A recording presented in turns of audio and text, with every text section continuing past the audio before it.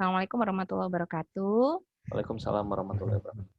Selamat siang Bapak Ibu semuanya. Senang sekali saya bisa bergabung dalam acara pada siang hari ini dan sangat merasa senang karena tadi mendengarkan paparan jadi merasa sangat tercerahkan. Semoga apa yang nanti saya paparkan juga bisa bermanfaat dan memberikan insight ya. Bisa memberikan hal yang baru bagi Bapak dan Ibu semua dan saya juga mengharapkan masukan-masukan yang mungkin bisa membangun ya. Baik, saya coba share screen dulu. Pak Oktah mohon saya masih disable nih untuk share screen-nya. Baik, terima kasih. Sudah Bu, silakan. Sudah ya. Paparan saya ini, saya sudah minta data ke direktorat yang terkait. Jadi insya Allah sudah yang terbaru tentang ini. Judulnya Natural Digital Tax System. Jadi di masa depan, ya, the next level of Directorate General of Taxation Digital Journey, jadi sebuah level baru, sebuah era baru gitu tentang sistem digital perpajakan, sistem perpajakan digital yang natural gitu. Apa sih itu? Kita langsung aja. Nah, Natural Digital Tax System itu adalah sebuah sistem perpajakan yang bisa menyelenggarakan sistem administrasi secara seamless dan terintegrasi dengan kehidupan sehari-hari wajib pajak. Tuh, kurang lebih seperti itu maknanya gitu. Jadi kata kuncinya adalah sistem perpajakan menyelenggarakan administrasi perpajakan yang seamless dan terintegrasi dengan kehidupan sehari-hari. Jadi maunya kita itu adalah wajib pajak itu sudah tidak direpotkan dengan urusan perpajakan. Tapi tentunya ada sebuah step-step menuju itu. Ya.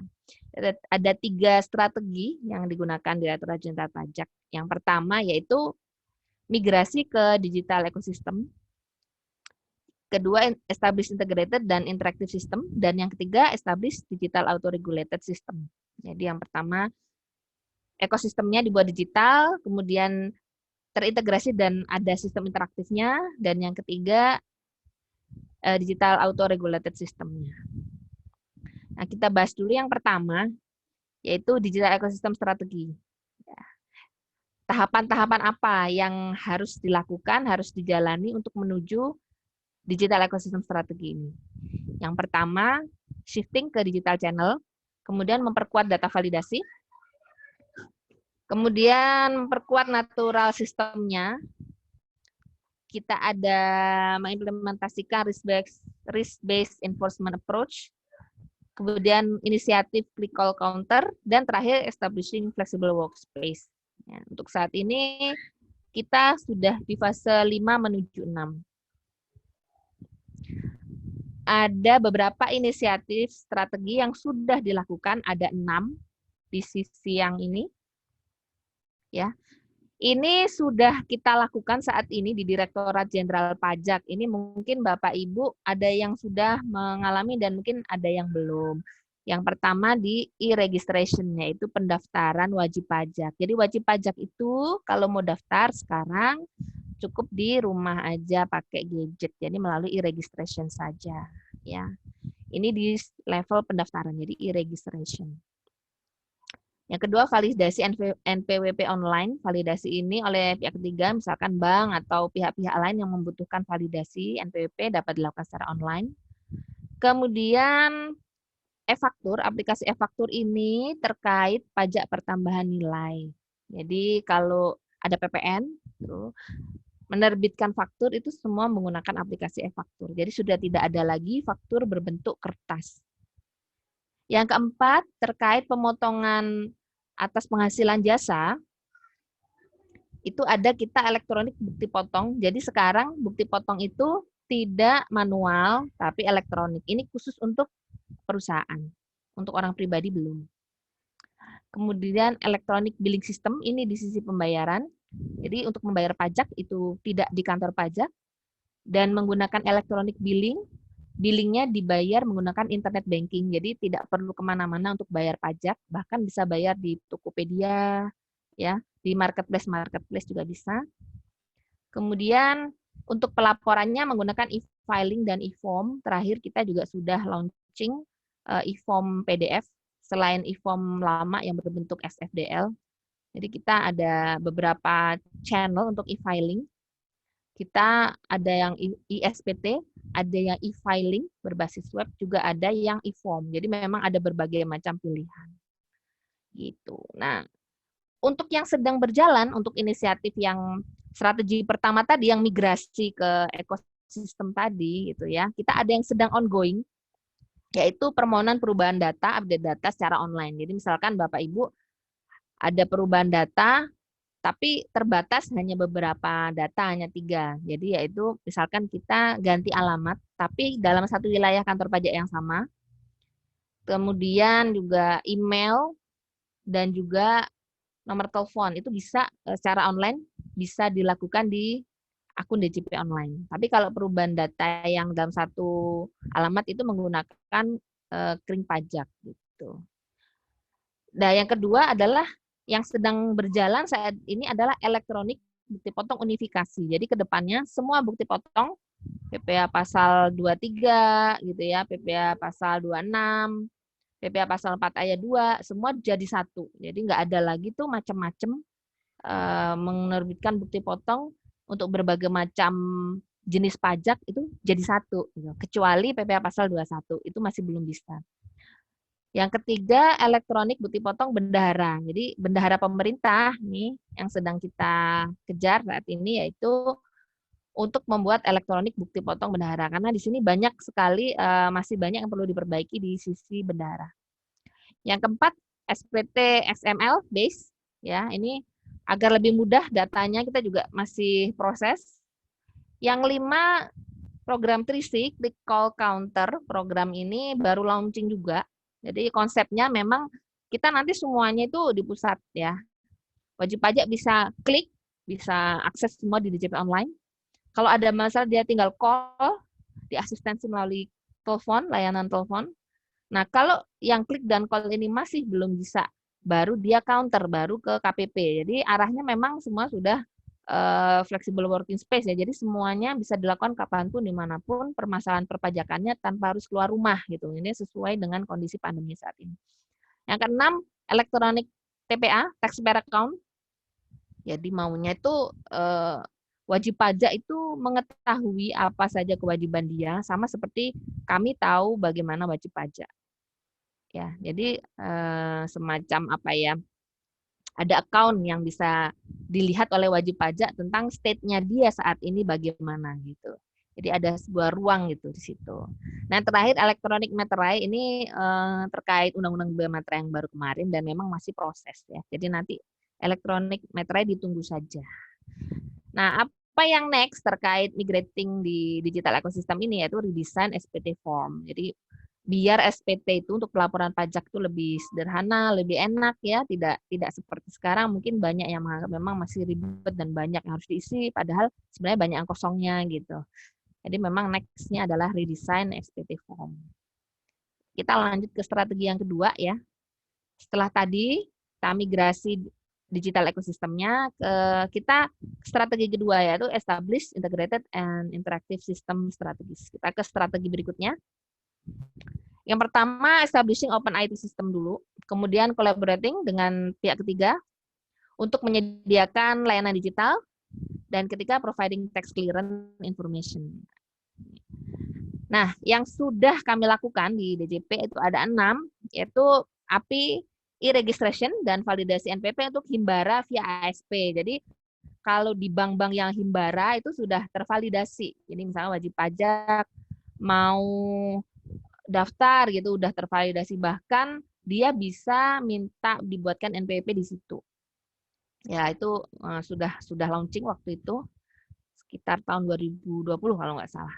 Kemudian API e-faktur via ASP, Application Service Provider, itu sudah jadi. Yang ketiga API e-Bupot via ASP, jadi bisa minta rekanan ya PJAP atau ASP Application Service Provider untuk membuat e-faktur dan e-Bupot. Jadi nggak cuman melalui DJP online semata-mata. Kalau misalkan ada masalah di server bisa menggunakan ASP atau pihak ketiga. Jadi untuk interaktif tadi ya. Kemudian yang keempat, API e-billing, electronic billing, itu untuk pembayaran via ASP, tax payment, pembayaran pajak via ASP, dan API filing via ASP. Jadi memang kita menggandeng pihak ketiga. Jadi di lini e-registration, pendaftaran, di lini penghitungan atau penerbitan faktur, bukti potong, itu di lini penghitungan, e-billing dan tax payment itu di lini pembayaran, dan e-filing pelaporan. Jadi pajak itu kan urutannya mendaftar, kemudian menghitung, membayar, dan melapor. Jadi di 4 proses itu semuanya dibuat digital, kemudian menggandeng pihak ketiga. Jadi itu untuk interaktif dan integrated tadi. Nah, yang sedang dilakukan itu ada 4 ya.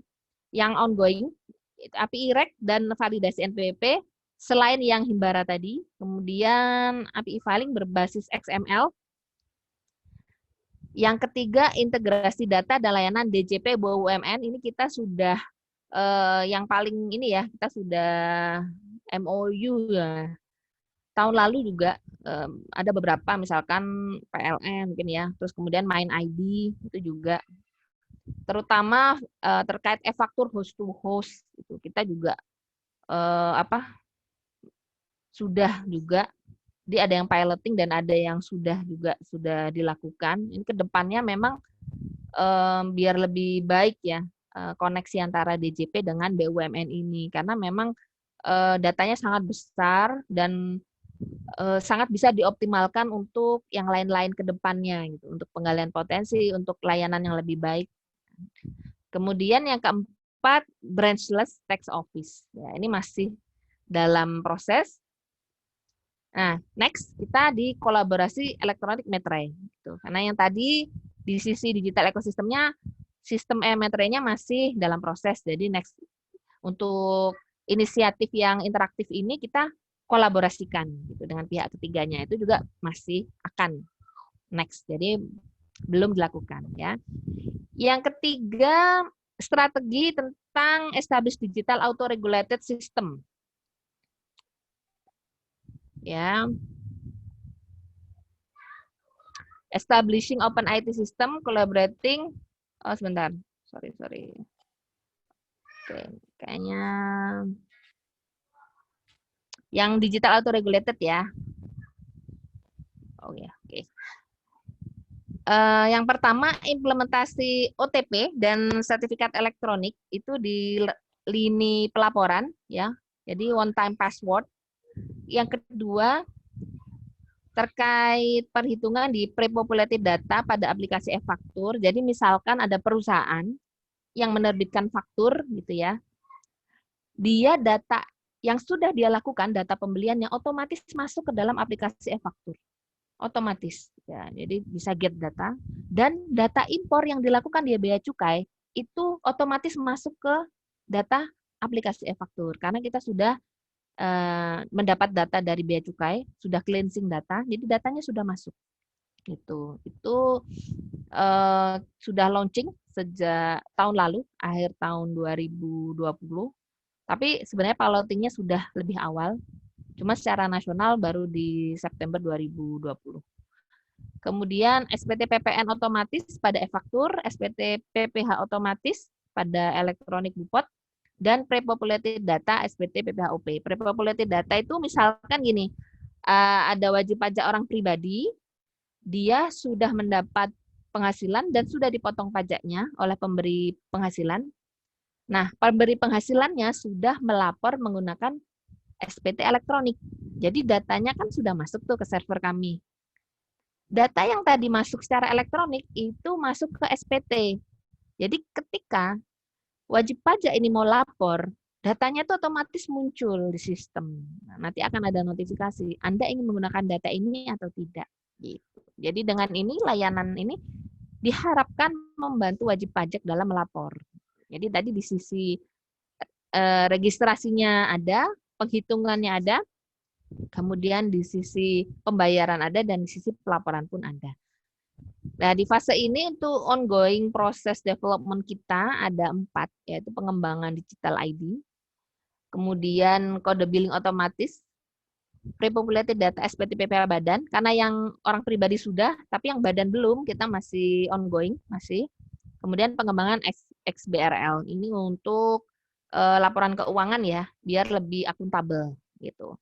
Nah, untuk next, untuk yang inisiatif ini kita agak banyak, yaitu aktivasi otorisasi layanan dengan biometrik, auto billing system berdasarkan taxpayer account, smart alert, hasil analisis big data, dan prediktif dan preskriptif analitik. Ini yang prediktif dan preskriptif analitik inilah yang bisnis intelijen di kita, dan itu masih digunakan dan akan selalu berkembang. Itu sih. Nah, apa sih hubungan natural digital tax system ini dengan big data gitu? Seperti yang kita ketahui gitu ya. Data yang masuk di Direktorat Jenderal Pajak pasca amnesti, tax amnesti itu memang luar biasa ya. Terutama kita dapat juga dari pertukaran automatic exchange of information dari luar negeri gitu ya. Kemudian data-data dari keuangan dari dalam negeri juga gitu. Juga banyak sekali data lalu lintas data masuk gitu. Juga dari pihak ketiga. Seperti yang tadi saya sebutkan ya, ada yang dari Himbara, ada yang dari BUMN ya. Banyak sekali.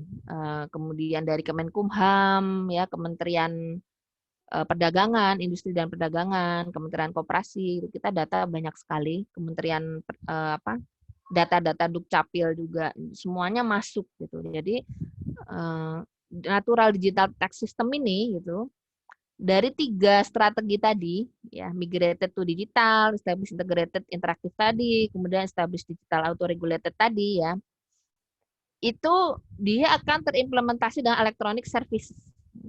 Jadi kalau migrated to digital ekosistemnya, dia all digital channel di DJP Online. Jadi kita punya channel sendiri di DJP Online. Jadi wajib pajak itu mau nggak mau itu, dia kalau mau lapor ya harus pakai DJP Online gitu. Mau bayar ya bikin billing di DJP Online. Kemudian mau melakukan update data juga di DJP Online. Mau tahu siapa nama account officer-nya, dia juga lihat di DJP Online-nya dia. Gitu. Itu di electronic service yang strategi pertama. Di strategi kedua, establish integrated and interactive. Nah, kita menggandeng ASP dan pihak ketiga lain. Gitu. Jadi biar lebih terintegrasi dan lebih interaktif. Nah, yang ketiga, kita juga ada auto regulated system tadi. Ini semuanya serba otomatis. SPT-nya pre-populated, kemudian untuk membuat faktur otomatis datanya masuk gitu. Jadi hak dan kewajibannya wajib pajak juga bisa terbantu gitu. Haknya juga bisa dipenuhi, kewajibannya dia juga lebih comply, lebih patuh pada akhirnya karena terbantu dengan teknologi tadi gitu.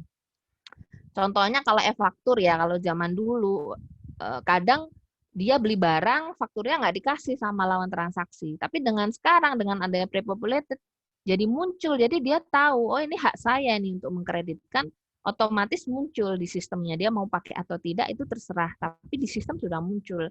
Itu sudah suatu hal yang baik itu bagi wajib pajak.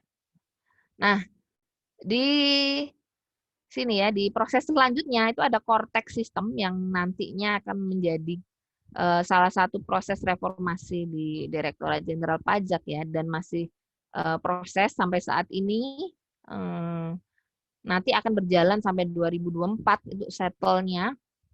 Nah, itu akan diproses di back end processing system ya.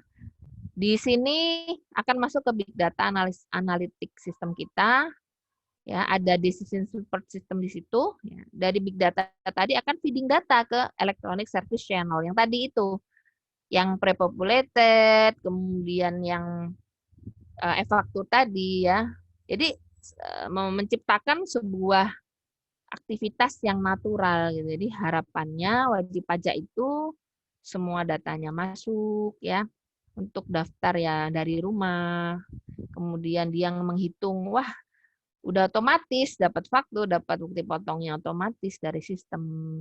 Kemudian dia mau bayar otomatis misalkan, dan terakhir dia mau lapor datanya sudah masuk. Jadi dia tinggal memperhitungkan berapa yang harus dibayar, dia bayarnya juga bayar dari rumah pakai internet seperti itu. Jadi maunya seperti itu.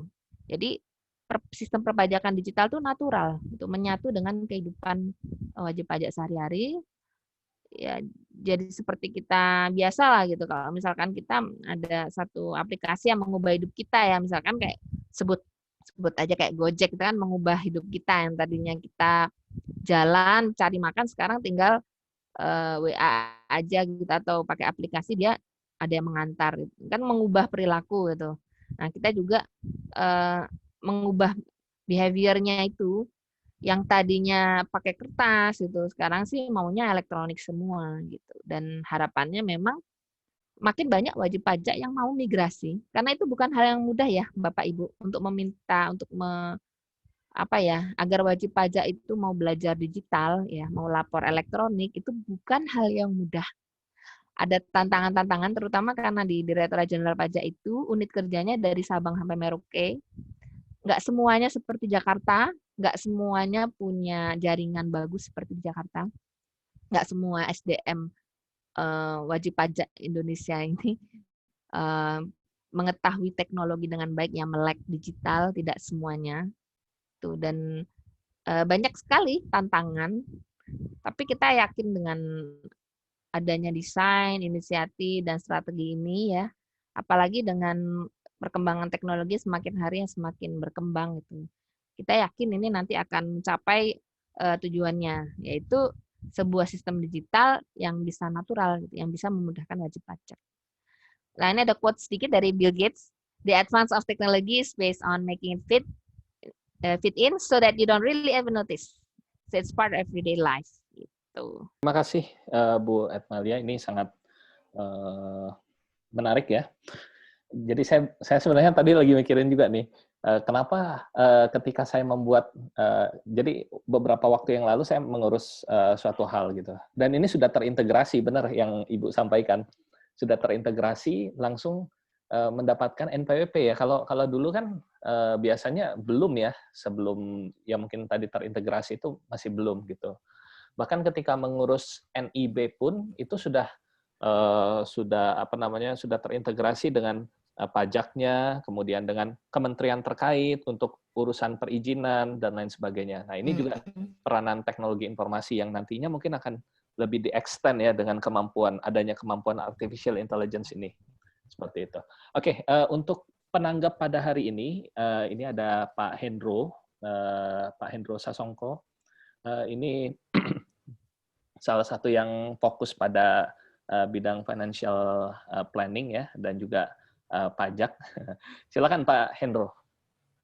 Ya, terima kasih atas kesempatannya Pak Oktaf.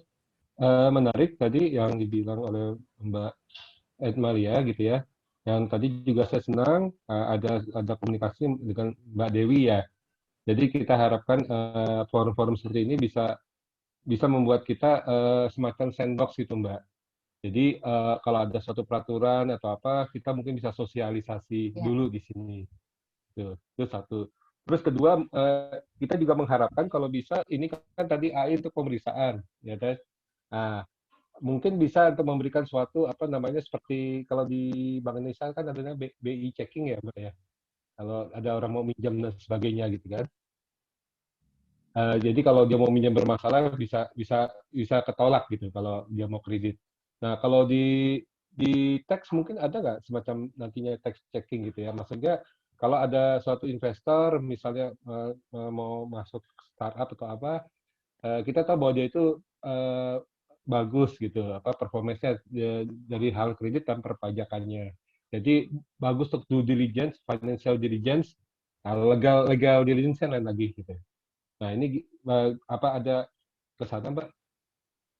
Kalau sekarang itu setahu saya kita optimalkan di OSS ya, karena OSS kan online single submission ya. Atau di kita juga ada KSWP konfirmasi status wajib pajak, itu terkait ketaatan. Tapi kalau online single submission itu semua yang tergabung di sistem OSS itu pasti memerlukan validasi dari pajak. Jadi mau nggak mau memang harus taat, harus lapor pajak seperti itu. Bahkan sampai pengurusnya nggak lapor pun dia nggak bisa akses gitu. Jadi pengurus dari perusahaan itu nggak lapor, dia nggak bisa, dia harus lapor dulu gitu. Karena gimana mungkin dia bikin perusahaan tapi dia sendiri nggak pernah lapor gitu. Jadi secara otomatis gitu. Ini ada saya baca nih ya, dari Pak Edi ya, untuk big data bisa memakai data bekerja sama dengan Dukcapil. Betul Pak. Jadi kebetulan ini apa Pak Edi dari Dukcapil ya? Bukan. Jadi bukan ya. Ini ada pertanyaan tentang, nggak apa-apa ya Pak Oktav ya, saya langsung jawab aja ya Pak Oktav ya, yang ini. Yang pertanyaan Pak Hendro sudah terjawab kah Pak Hendro? Iya, nggak, maksud saya gini, tadi ada BI checking dan OSS tadi ya. Cuma maksud ya. saya, jadi kalau ada sesuatu hal yang lain yang berhadapan dengan transaksi-transaksi yang kalau bermasalah gitu ya, tidak ada pencatatan atau tidak lapor PPN-nya, itu udah bisa ya di cover oleh Dirjen Pajak ya, terutama yang digital. Yang Belum. paling ini sih memang dari sisi pelaporan dulu. Jadi kepatuhan material kepatuhan formalnya dulu terpenuhi atau tidak. Ber-NPWP tidak, dia lapor atau tidak. Nanti akan feeding data kok. Maksudnya akan ada alert kok. Kalau misalkan seperti itu muncul di data petugas tuh pasti muncul gitu. Jadi nggak usah khawatir. Sekarang itu di petugas tuh sudah sangat komplit datanya. Jadi tinggal ditindaklanjuti aja. Saya rasa akan lebih sulit untuk sekarang itu, karena itu tadi, karena dari bisnis intelijennya DJP itu sudah cleansing data, sudah menurunkan data gitu. Jadi kayak misalkan nggak lapor faktur atau apa, itu sudah muncul datanya. Gitu Pak Indro. Ya, dan terakhir nih yang berkaitan dengan Mbak Dewi itu kan pemeriksaan, jadi yang rada serem gitu ya. Nah, yang ramahnya ada nggak semacam penelitian untuk itu? Maksudnya supaya misalnya wajib pajak yang ada permasalahan dan sebagainya gitu ya, bisa dilayani dengan lebih baik dengan pakai tadi yang hilirisasi dari risetnya Mbak Dewi gitu kan. Jadi bagaimana supaya dia terlayani dengan baik, yang memang jadi tidak hanya untuk meriksa saja, tapi untuk pelayanan, Mbak. Jadi bagaimana dia misalnya katakanlah investor dari luar gitu ya, dia mau dapat tax holiday atau apa gitu. Baik. Misalnya. Kalau permohonan tax holiday dan kayak misalnya tax insentif atau fasilitas-fasilitas itu kan sekarang semua elektronik ya. Contohnya fasilitas insentif COVID kemarin itu semuanya kita nggak perlu menggunakan teknologi emotion intelligence ya, atau face recognition atau emotion recognition gitu. Kalau untuk fasilitas itu kan semua di DJP online, tinggal masuk, tinggal di-input permohonannya atau bikin laporan realisasi, asal clue-nya masuk secara sistem, dia akan generate. Kalau masuk syaratnya, dia otomatis kok langsung dapat. Kalau dia tidak eligible secara clue itu klasifikasi lapangan usahanya, dia otomatis tertolak. Kalau eligible, dia akan langsung dapat fasilitas. Jadi semudah itu sekarang itu di DJP. Yang penting dibaca aturannya dan masuk ke sistem DJP online, itu akan dapat fasilitas. Banyak sekali fasilitas yang kita kasih di tahun lalu dan sampai tahun ini juga terkait insentif COVID itu. Dan saya rasa banyak juga yang memanfaatkan. Semuanya menggunakan elektronik tadi, Pak Endro. Gitu. Oke, jadi terima kasih banyak. Kalau yang Mbak Dewi tadi yang di sisi emotion tadi ya, memang saya rasa lebih cocok di Gakum, di penegakan hukum. Kenapa? Karena kalau untuk level awal kan sistem di perpajakan kita itu self assessment. Artinya wajib pajak itu kita anggap benar semua sepanjang belum dilakukan pemeriksaan kan, gitu. Artinya kita belum perlu, tapi ketika sudah ada pemeriksaan, mau nggak mau kita harus identifikasi dia bohong atau enggak. Nah, itu baru muncul. Dan selain pembuktian kertas ya, kan kita pembuktiannya itu hitam di atas putih. Tapi ketika sudah ada penyidikan, itu kan butuh melihat hal-hal seperti itu. Makanya menurut saya lebih tepat kalau mau mengembangkan yang tadi, teknologi tadi, memang di sisi sudah di ujung, yaitu sudah di penegakan hukum atau misalkan pengenalan wajah di bandara untuk pencekalan. Nah, itu lebih masuk menurut saya gitu. Nah, terus terang untuk face recognition itu kita juga baru meluncurkan. Untuk permohonan EVIN itu menggunakan face recognition. Jadi pakai AI ya. Cuman sekali lagi kami tuh perlu sekali data dari Dukcapil. Ya itulah yang menyebabkan masih perlu dikembangkan lagi gitu. Jadi harapannya dengan face recognition itu wajib pajak tinggal menggunakan aplikasi itu untuk minta EVIN. Jadi tidak perlu lagi minta EVIN ke KPP atau ke Kering Pajak gitu. Jadi EVIN itu digunakan untuk login ke DJP Online kan, untuk create account di DJP Online. Makanya maaf, untuk create password di DJP Online. Makanya tadi pintu menuju DJP Online si digital ecosystem ini kan EVIN gitu. Itu tadi kita pakai face recognition gitu. Itu sih paling. Baik. Itu aja mungkin Pak Oktaf. Ya, baik. Terima kasih Pak Hendro atas tanggapannya. Mungkin saya ada sedikit pertanyaan. Kalau Bapak Ibu yang lain ada pertanyaan, silakan boleh ditanyakan terkait dengan pajak ya dan pemanfaatan teknologi informasi dan AI di dalam pajak. Mungkin seperti ini, Bu. Kalau tadi kan yang masuk ke dalam sistem itu kan biasanya kan suatu pola isian tertentu yang sudah jelas ya pengisiannya, misalkan apa ada pilihan atau misalnya apa misalnya ini nanti ditolak atau diterima misalnya.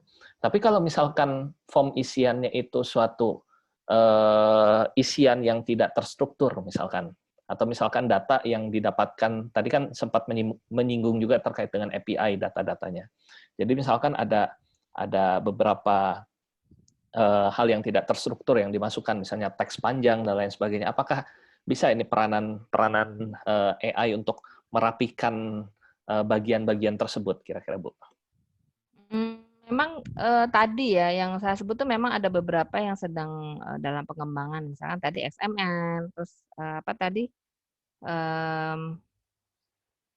Bentar, ini saya takut salah bacaan karena saya base-nya memang bukan IT ya, XBRL ya. Itu tadi tujuannya, itu tadi sebenarnya tujuannya itu untuk menyamakan data. Jadi agar ada data standar dan bisa diolah lebih mudah. Kalau sekarang itu kan dengan model sekarang ada beberapa yang memang kita harus olah dulu gitu ya. Jadi memang harus dan ada beberapa yang ada bug-nya misalkan gitu, atau beberapa yang intinya prosesnya jadi lebih panjang gitu. Kalau dengan pengembangan tadi menggunakan XML tadi atau menggunakan XBRL tadi gitu, itu dipastikan datanya akan akuntabel gitu, lebih rapi gitu. Tapi yang memang kita masih pengembangan gitu sih. Sesuai yang di bagian tadi. Gitu Pak Okta. Baik, terima kasih Bu atas insight-nya, ini sangat menarik. Bapak Ibu sekalian, jika ada pertanyaan, masih ada pertanyaan boleh ditanyakan, silakan. Ini di chat ada sih Pak Okta dari Pak Edi. Oh, ada. Strategi DJP itu. Ya, terkait dengan ini ya, Dukcapil ya, untuk datanya itu ya misalnya seperti KTP mungkin ya, Bu, ya sudah terintegrasi.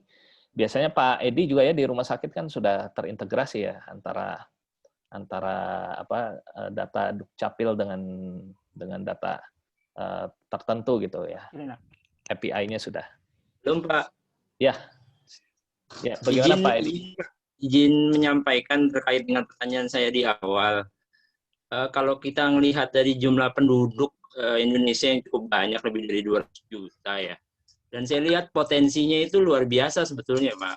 Jadi kalau mau diekstensifikasi, menurut saya, apalagi dalam masa pandemi ini akan luar biasa, Pak. Potensinya sih sebetulnya Bu Edmalia dari Dirjen Pajak ini bisa memaksimalkan orang yang memang apa ya, bahasanya tadi kan menganggap bahwa semua orang itu baik dengan melaporkan pajaknya self assessment ya Bu ya.